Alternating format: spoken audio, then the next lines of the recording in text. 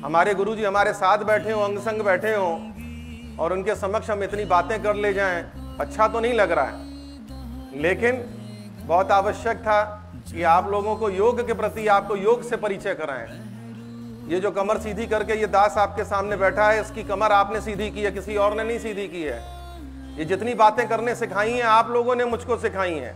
मैं अज्ञानी, इतना पढ़ा लिखा कहाँ। जो आप लोग नीचे बैठते हो, बोलते हो आपस में, आप लोगों से बातें सीखते हैं, सुबह वही बयान कर देते हैं। अब उसमें से कई लोगों को लगता है यार ये बात तो कल मेरे साथ घटित हुई थी, आज ये बात यहाँ पे बैठ के मंच पे कर रहे हैं, जरूर हमारी कमर कस रहे हैं। नहीं, हम आपकी कमर नहीं कस रहे हैं, हम उस बात की, उस विषय की कमर कस रहे हैं जो कि बहुत आवश्यक है। अगली साल और ये बातें ही है जो आपको विषयों के विशेष कोणों से आपको दोस्ताना व्यवहार कराती हैं। बात वैसी होती नहीं हमेशा जैसी नजर आती है, जिस मानसिकता से हम उसको देखते हैं। उस बात में बहुत सारे विशाल रूप होते हैं। उन विशाल रूपों से हम तभी रूबरू हो पाते हैं जब हमारा जीवन का तजुर्बा आप लोगों जैसे लोगों के साथ मिलने, बैठने, विचार करने से बनता है। हम पुनः गुरुजी का स्वागत करते हैं और उनसे विनती करते हैं, उनके श्री चरणों में विनती करते हैं, कुछ ज्ञानवर्धक भजन, कुछ ज्ञानवर्धक बातें हम लोग को भी सुनाएं और ताकि हम योग करते हुए उसका आनंद ले सकें। गुरुजी अग्निसार क्रिया करने के पश्चात थायराइड को कंट्रोल में करने के लिए उज्जयी प्रणाम। गले को संचित करते हुए श्वास को खींचना, श्वास को सीने में रोक के रखेंगे, गर्दन इंटरलॉक। जय सखी बाबा। जय जय सखी बाबा। योगा इत्यादि तो शरीर से होते ही है, लेकिन कम से कम वाणी से सभी बोलेंगे जय सखी बाबा। जय जय सखी बाबा।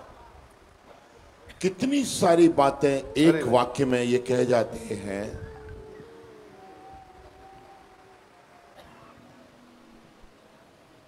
बात कर सकते हैं, बात करते हैं, बातें सुनते हैं, बातें बताते हैं और बातें अनुभव में ढालते हैं। हरे राम हरे राम।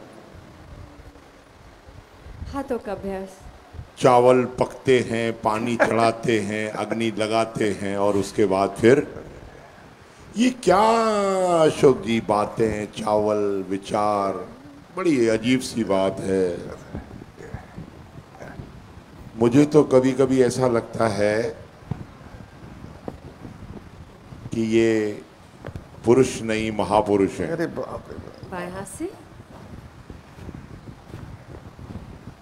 कितनी सुंदर बात उन्होंने कही, लेकिन इन सब बातों का भाव, हमारा विचार, हमारा अंतर्मन, हमारा जैसा जैसा सोचना हमारे शरीर में इस कंधों का संचालन स्थापित परमेश्वर के द्वारा, ये मन जिस तरह से हमारी विचारधाराओं को, हमारे विचारों को, हमारे संपूर्ण प्रणाली को, संपूर्ण सिस्टम को बनाए रखता है, वो निसंदेह परमेश्वर की इस अनूठी, इस अनोखी कृति का सर्वोत्तम उदाहरण ये मनुष्य की योनि है,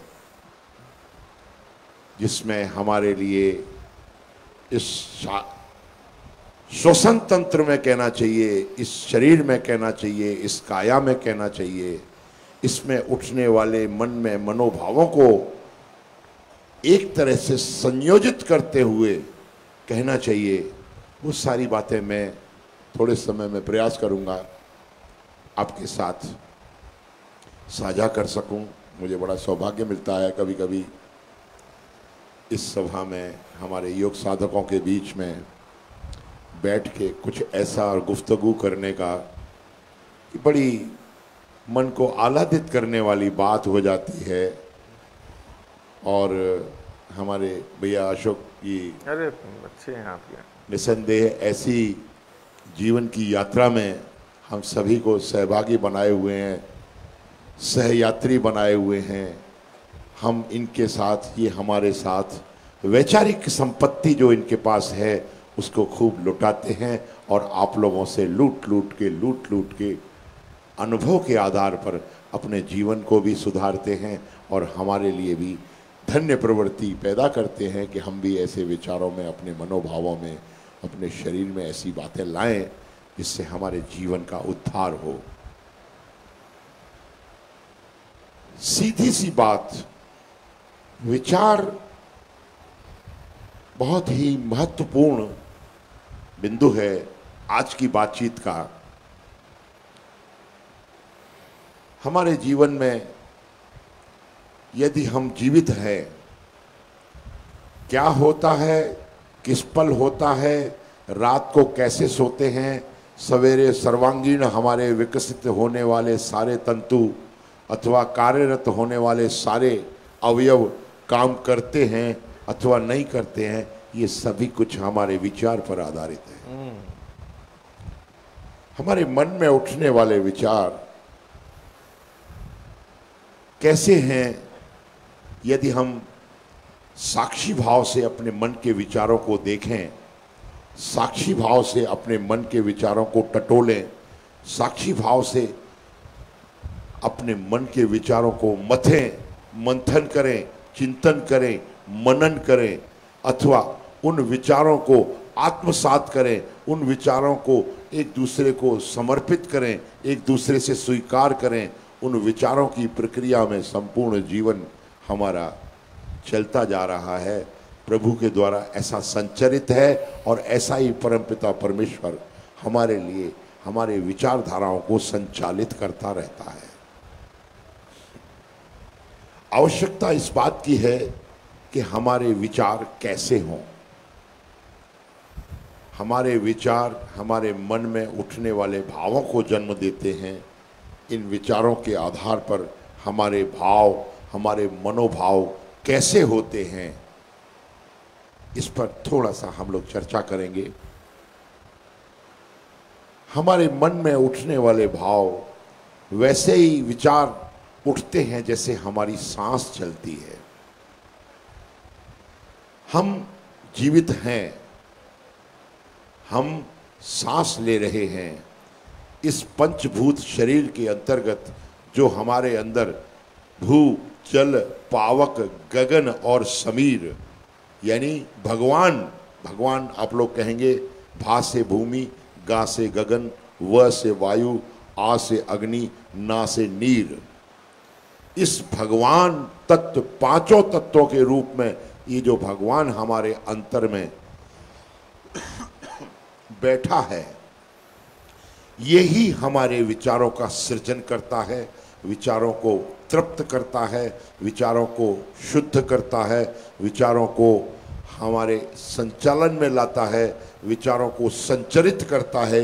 ये सारी व्यवस्थाएं परमेश्वर के द्वारा हमें दी गई हैं और इस रूप में ये मनुष्य का जीवन हमें परमेश्वर ने बख्शा है। सबसे पहले तो हम उस परमेश्वर का धन्यवाद करते हैं जिसने ये सुंदर सी अप्रतिम एक काया, एक शरीर, एक हमें जीवन दिया है। उसके लिए हम सभी परमेश्वर के बहुत बहुत आभारी हैं। हम परमेश्वर को प्रणाम करते हैं। गुरु जी, वो गीत है ना, जिसकी रचना इतनी सुंदर वो कितना सुंदर होगा। कितना सुंदर है, बताइए, देखा ना? वो तो सुंदर है ही है। अभी बीच बीच में ये हमको कुरेद देते हैं तो हमारी भाषा, हमारी बातचीत, हमारी विचारिक श्रृंखला पता नहीं कहाँ कहाँ जाने के लिए अंदर से ओतप्रोत हो जाती है कि मैं ये भी बात कही दूं और ये भी बात कही दूं। विराम दे दें चक्र को, अंगड़ाई वाला। हम आपको अभी विचार पर ही केंद्रित करते हैं। विचार से निश्चित रूप से ऐसा है कि जैसे जैसे हमारी श्वास चलती है और जिस श्वास को हम शुद्ध करने के लिए अथवा जिस श्वास का सही संचालन हमारे इस शरीर में हो, उसके लिए सर्वाधिक महत्वपूर्ण हमारा जो कार्यक्रम है वो है योग। हम इस योग के माध्यम से अपने विचारों को, अपने मनोभावों को शुद्धता प्रदान करते हैं। आदरणीय अशोक जी, बहुत बढ़िया लगी मुझे ये बात कि हमारे विचार जैसे होते हैं हम वैसे ही बन जाते हैं। हम जैसा सोचते हैं वैसे हमारे विचार बन जाते हैं। और विचार एक ऐसी अनवरत निरंतर प्रक्रिया हमारे मन में रहती है कि जो जैसे हमारी सांस चलती है वैसे ही हमारे विचारों का आवागमन हमारे जीवन में रहता है, हमारे मन में रहता है, हमारे मनोभावों को बंद कर दो। हमारे विचार ही संचालित करते हैं। ऐसा आप लोगों को समझ में आता है बात? अगर आ रहा है सबको, एक छोटी सी ताली मुझे लगे कि मुझे आप सब लोग सुन रहे हैं। जैसे ही हमारी श्वास चलती है वैसे ही हमारे विचार चलते हैं। वहीं से विचारों में, विचारों से संचालित किए हुए हमारे मन में लाइट बंद कर दीजिए, उठने वाले भाव चलते हैं। भाव कैसे हों, एक विशेष रूप से केवल 3 बिंदुओं पर मैं ले जाऊंगा आप लोगों को।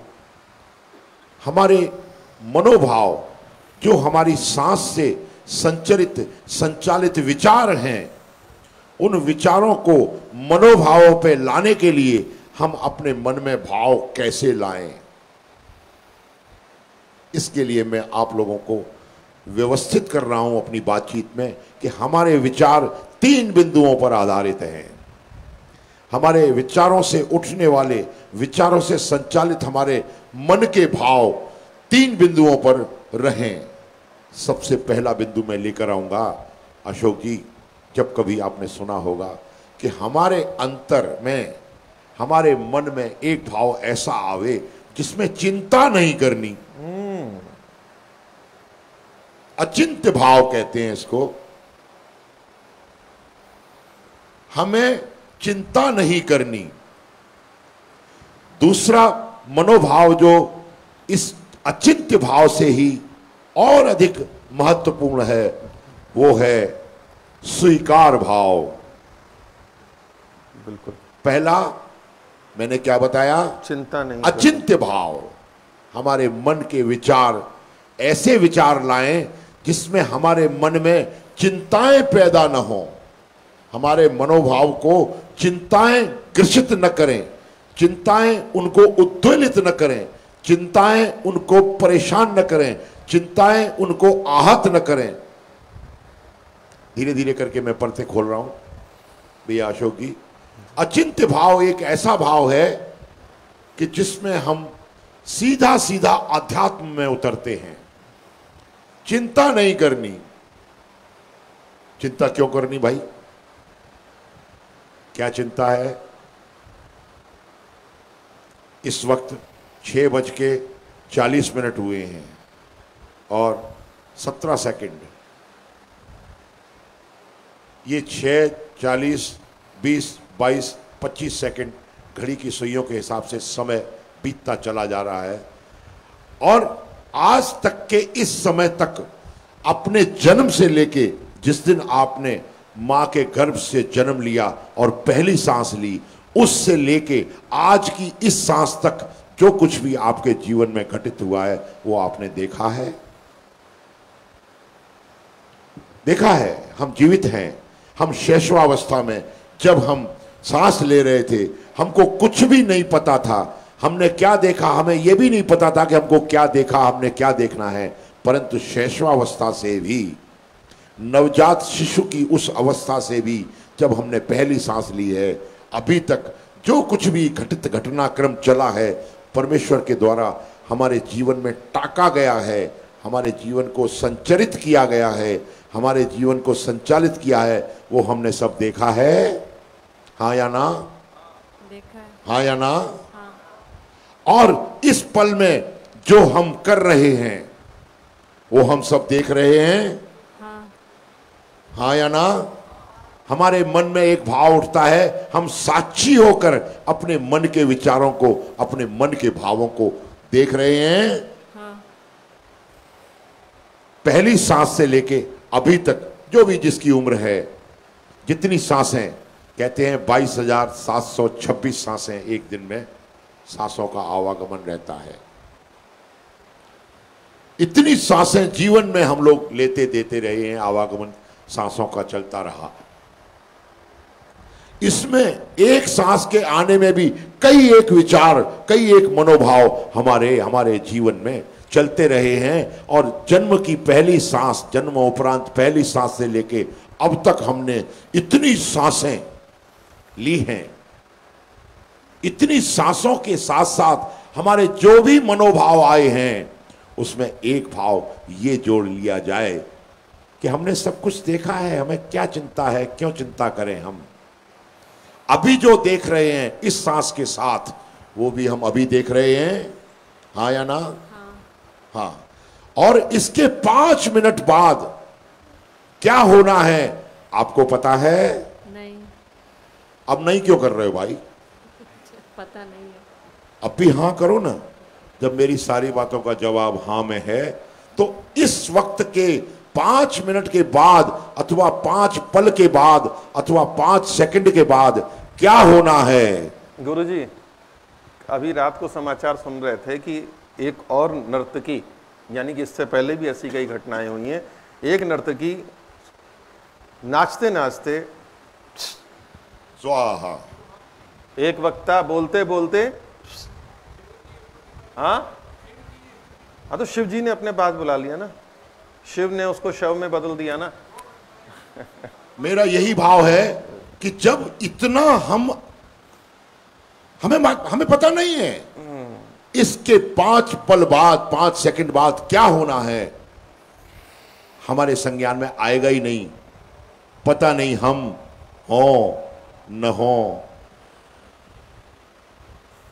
तो जब ये ही मालूम नहीं है कि 5 सेकंड के बाद होना क्या है, तो मेरे बंधु चिंता किस बात की है? क्यों नहीं ये बात, ये भाव, ये विचार हमारे अंतर में अवतरित होता है कि जब तुमको पता नहीं है कि आगे क्या होना है, तो मुझे एक सवाल का जवाब दीजिए। इसी मानसिक तंतुओं पर, स्नायुविक तंत्र पर जोर दीजिए कि हम चिंता क्यों करते हैं भाई? विराम दे दे चक्र को। मेरी बात समझ में आ रही है? अच्छा, एक बार हाथ उठा लीजिए, ताली ना बजाइए, हाथ उठाइए। मुझे लगेगा कोई ऐसा व्यक्ति है जिसको समझ में नहीं आई मेरी बात। दादा हाथ उठा लीजिए। मैं जबरदस्ती आपको समझाने का प्रयास करूंगा, अगर नहीं भी समझ में आएगी तो भी समझाऊं। एक पंजा आगे, एक पंजा पीछे। अचिंत्य भाव अपने अंदर लाने का प्रयास करेंगे। दूसरा भाव मैंने क्या बताया अशोक जी, आपको याद है? स्वीकार भाव। अशोक जी, आप मुझे स्वीकार करें, मैं जैसा भी हूं। एक पति अपनी पत्नी को कहे, तुम मुझे स्वीकारो प्रिय। पत्नी अपने पति से कहे, हे प्रियतम तुम मुझे स्वीकारो। मैं जैसी हूं तुम्हारी हूं, तुम जैसी हो मेरी हो। आप सभी की एक दूसरे के प्रति, इस मित्र संबंधियों के साथ अगर ये भाव पैदा हो जाए, तो मेरे ख्याल से कायनात की सारी बिगड़ी हुई व्यवस्थाएं बन जाए भाई साहब। वाह वाह वाह। केवल स्वीकारना है, तुम जैसे हो मेरे हो, तुम जैसी हो मेरी हो। घुटनों को सिकोड़ना छोड़ना। तुम माँ हो, तुम बहन हो, तुम बेटी हो, तुम प्रेमिका हो, तुम पत्नी हो, जैसे आप हैं। क्योंकि मेरा और तुम्हारा नाता अशोक और बलराम का नहीं है। मेरा तुम्हारा नाता उस परमेश्वर की ऐसी कृति से है, जो आत्मा आपके रूप में है वो आत्मा मेरे मन में है। जो विचार मेरे मन में उठते हैं, वैसे ही सकारात्मक और नकारात्मक विचार आपके मन में भी उठते हैं। वो परखनली हैं हम, जिसमें नीले रंग का पानी भरा हुआ है। वो पानी हमने कहां से भरा है? नीले रंग की एक बाल्टी से। आप उस नीले रंग की एक बाल्टी को उठाइए, उसमें से परखनली लीजिए। उस परखनली का सभी रंग, रूप, गुण, सद्गुण वैसा ही है जैसे उस परमपिता परमेश्वर का वो बाल्टी के रूप में, समुद्र के रूप में, जैसी भी उसकी एक बूंद आत्मा के रूप में हमारे अंदर है। हमारे अंदर वही सद्गुण हैं, वही रंग हैं, वही रूप हैं। हम परमेश्वर की सर्वोत्तम कृति हैं। उसके द्वारा बनाया हुआ एक ऐसा आत्म स्वरूप है, ऐसा ब्रह्म स्वरूप है, ऐसा ईश्वर का स्वरूप है, जो उस परमेश्वर ने इस असार संसार में हमें भेजा है। रंग रूप आप देखते रहिए, लेकिन साथ में अपने अंतर मनों में, विचार में जो भाव आए वो आए एक दूसरे को स्वीकार करने का भाव। उकड़ू आसन। बात समझ में आई? अब दोनों हाथ ऊपर कर लीजिए। मुझे भी इस बहन जी जैसे आवाज करा रही हैं, योगा करा रही हैं, मैं भी कहता हूं भाई दोनों हाथ ऊपर कर लीजिए। मुझे तुम्हारी सारी कमियां अशोक जी स्वीकार हैं, तुम्हारी सारी कमियों सहित मैं तुम्हें स्वीकार करता हूं। मुंसिफ, मजिस्ट्रेट, जज कोई मुकदमा चला पाएगा? कभी नहीं। आप मुझे एक बात बता दें, यदि हमारे आपके विवादों में उठने वाले विचारधाराओं में ऐसा सामंजस्य पैदा हो जाए कि मैंने तुम्हारी सारी बातों को स्वीकार किया, कोई मुकदमा चलेगा भाई साहब? अधिवक्ता महोदय भी जो भी बैठे हों, मुझे लगेगा ठीक है। बटरफ्लाई। अधिवक्ताओं की बात मैंने कर ली, डॉक्टर की बात आखिरी में करूंगा जब समापन करूंगा। पहला भाव कौन सा बताया? अचिंत्य भाव। चिंता नहीं करनी। चिंता अगर करनी भी है ना तो सदगुरुओं के पास जाइए, प्रभु ये तेरी लीला है, मेरे को ये चिंता हो रही है। जैसा कि कल मैंने रात को कहा, मेरे को सब कुछ है प्रभु, मेरे को सब भाव ही भाव है, सब है, अपार संपत्ति है, लेकिन मेरे मन में अभाव खटकता है, मैं बेचैन हो जाता हूं। बेचैनी का कारण वही चिंता है। चिंता है। भविष्य की चिंता क्यों करता है जब एक पल की तुझे खबर नहीं? जो भी है बस यही एक पल है, आगे भी जाने ना तू, पीछे भी जाने ना तू, जो भी है। देखो गाना मेरे को आता नहीं है, लेकिन ये कभी कभी ऐसा सांकेतिक भाषा में कह देते हैं कि कुछ गाना गाए। अभी मेरा तीसरा भाव आ रहा है। कानों वाला। दो भाव हो गए, बताइए। पहला भाव अचिंत्य भाव, दूसरा भाव स्वीकार भाव। कैसे हैं? मेरी आया मंदी आया तेजी तुझी आया तुझी आया, सखी बाबा तुझी आया, जेड़ी आया तेड़ी आया तुझी आया तुझी आया, कानी आया कुबड़ी आया, टेढ़ी आया मेड़ी आया, जेरी आया तुझी बाबा तुझी आया। स्वीकार भाव। आप जिसको स्वीकार करेंगे वो भी पक्की बात है कि आप स्वीकार करें और वो आपको थप्पड़ मारे। आज थप्पड़ मारेगा, कल मारेगा, 2-5 दिन बाद जब आपका प्रयास जारी रहेगा कि आप नहीं आप अब ठीक है अशोक जी, आप ठीक है, आप तीसरी बार अशोक जी आपके पैर छुएंगे और कहेंगे भैया मैं तो ठीक हूं, सो हूं, तुम भी ठीक हो। स्वीकार भाव हमारे अंदर अवतरित हो जाएगा। करने दीजिए। नकारात्मक विचार आपके किनारों को तोड़ेंगे, आपके भावों को, आपके मनोभावों को, आपके चिंतन को, आपकी विचारधाराओं को उद्वेलित करेंगे, हिलाएंगे, डुलाएंगे। लेकिन एक भाव ऐसा आएगा कि यदि आप किसी को स्वीकार करते हैं तो वो भी आपको स्वीकार करेगा। जाएगा कहां? तीसरा और महत्वपूर्ण भाव है क्षमा भाव। साईं जी आज आप हमें ब्राह्मणी उद्गीत प्रणव करवा दीजिए।